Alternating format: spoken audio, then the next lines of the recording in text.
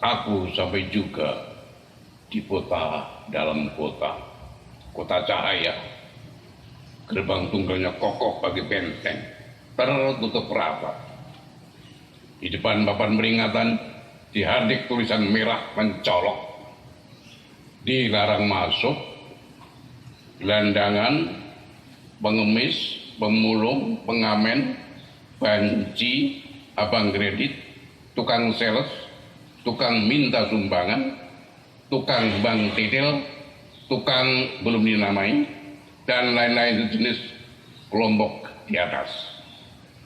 Sepanjang ingatanku, ada dua larangan terkenal dari dua zaman penjajah. Abad silam. Perancis pada tahun 1946 ketika mereka membangun semacam hunian eksekutif eksklusif konsesi Prancis di Shanghai, di pintu gerbangnya penjaga bersenjata, palangnya bertulisan dilarang masuk Cina dan anjing.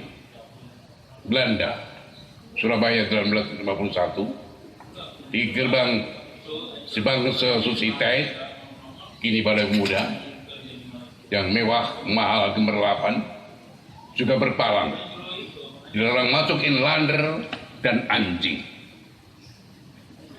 Akulah inlander dan anjing.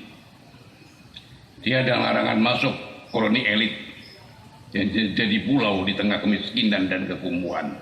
Sebuah insulin bagi pulau terpencil di samudera kemelaratan dan karut-marut, gembel, gombal, dan sampah serapah. Bau keringat apak dan amis kucing dibakar untuk sarapan. Bumbunya banyak kelompok pedas sekali untuk menyamarkan rasa nasi basi. Kalau tiren, ayam mati kemarin dijual di kedai ayam segar di pasar. Ini sisi ren-ren, nasi basi kemarin-kemarin. Lalap-lahap dengan gairah nafsu kepedasan setengah mutiara. Kepedasan di mulut melepaskan endorfin di otak dan menimbulkan efek lega bahagia. Dan tubuh yang terasa sakit tersembuhkan oleh vitamin A dan C. Obat herbal bagi kaum konglo melarat. Rematik, kaku-kaku di tangan dan kaki, cukup dengan olesan bumbu 10 cabai, kapur injet, air jeruk, diulek dan dibobokkan pada tangan dan kaki. Sembuh. Aku berenang di lautan luas, busuk, amis dan berbahaya. Di kejauhan nampak sebuah pulau terpencil terang benderang gemerlapan, pencakar-pencakar langit bagi menara pemboran minyak lepas pantai.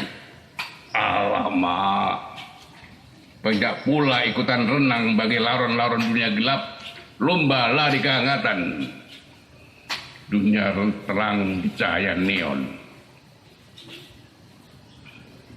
Sikut menyikut, dubak mendubak, tekel mentekel, bahkan jotos menjotos adalah kelakuan kami sehari-hari. Sekejangan dalam berebut rezeki dan posisi sambil terus berenang ke pulau cahaya. Bagi para pendosa berkubang di neraka sempit, gelap, anjir darah dan nanak, berair sampai mata kaki, telapak gatal dan nyeri, cucuki dikerubuti bulu babi, runcing-runcing, memandang cahaya surga di ketinggian. Untuk naik ke sana harus main akrobat, bergelantungan pada seutas benang laba-laba. Laba-laba yang diberkati, dirahmati, menurunkan benangnya dari taman pulang teratai di surga. Persis di bawahnya adalah kubangan neraka. Sebesar apapun dosa penghuni neraka, tentu pernah punya amal kebajikan biarpun hanya setitik atom. Dan surga selalu terbuka menerima tobat. Laba-laba menjulurkan benang dari taman surga. Kalian neraka jauhnya 1.000.000 tahun. Melewati jantung gunung jarum-jarum yang sangat tajam dan ganas. Ketika ujung benang muncul di neraka, mereka berebut main akrobat. Sambil terombang-ambing pegang erat benang laba-laba, para penghuni neraka sikut menyikut, dupak mendupak, tekel menekel, bahkan cotos mencotos, saling dulu mendului ke atas. Banyak korban berjatuhan, kecemplung neraka kembali.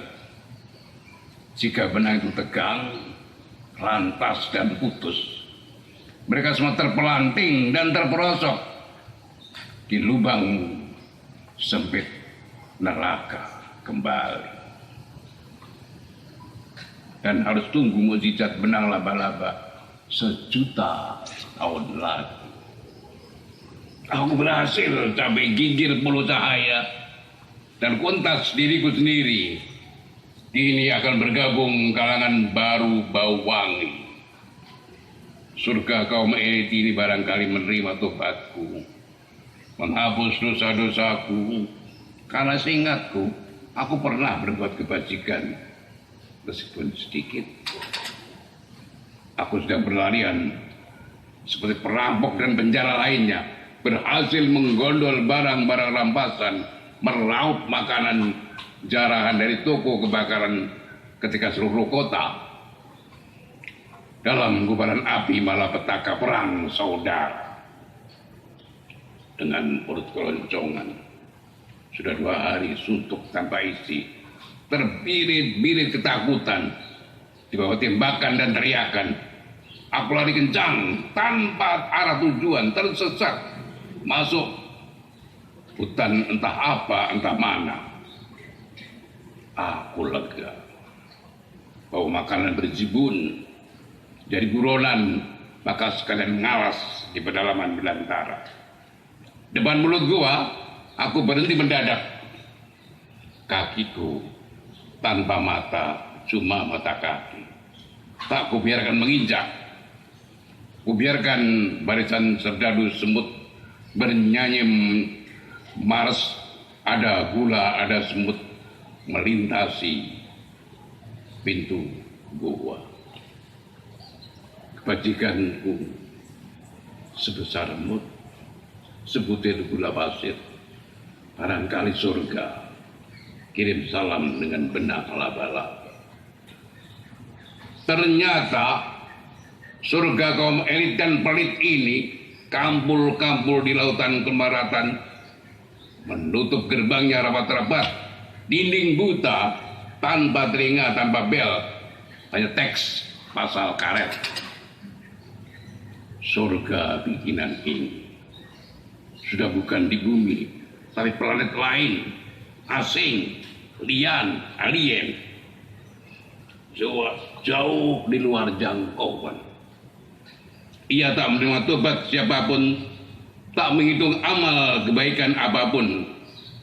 Ia berlayar sendiri, kampul-kampul, hidup dengan hukum privatnya sendiri. Yang bukan golongan kami, tidak ambil bagian. Aku berdiri di sini sampai berapa lagi? 1.000.000 tahun